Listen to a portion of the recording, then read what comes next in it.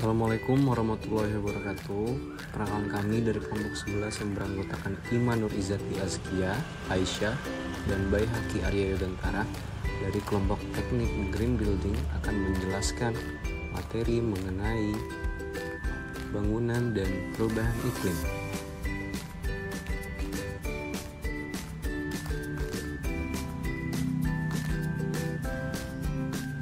Pokok bahasan yang akan dibahas yang pertama adalah pemanasan global, perubahan iklim, kontribusi sektor pembangunan, dan peran sektor pembangunan.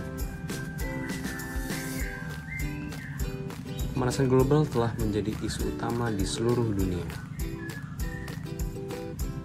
Banyak orang tidak menyadari bahwa untuk menghentikan pemanasan global, kita tidak dapat melakukannya sendiri, melainkan membutuhkan kerjasama yang melibatkan berbagai komunitas dunia.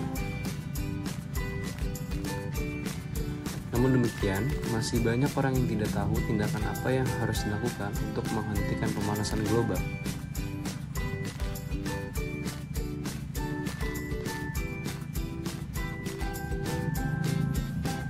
Perubahan iklim adalah perubahan pola perilaku iklim dalam kurun waktu tertentu yang relatif panjang sekitar 30 tahunan. Ini bisa terjadi karena efek alami. Perubahan iklim mencakup perubahan dalam tekanan udara, arah dan kecepatan angin, dan curah hujan. Faktor perubahan iklim dapat berupa efek gas rumah kaca, pemanasan global, kerusakan lapisan ozon, kerusakan fungsi hutan, dan gas buang industri. Manusia tidak menyadari bahwa aktivitas manusia dapat mempengaruhi perubahan iklim dan berdampak pada pembangunan infrastruktur. Arsitektur pada suatu bangunan perlu mempertimbangkan infrastruktur yang baik dengan mengedepankan konsep bahwa suatu bangunan harus ramah lingkungan. Konsep dan cara membangun secara garis besar dapat dibagi dua, tradisional dan modern.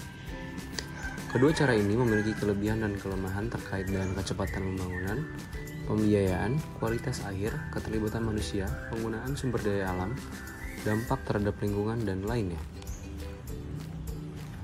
Aspek yang terkait dengan dampak terhadap lingkungan akan menjadi fokus pembahasan dalam membedakan konsep tradisional dan modern.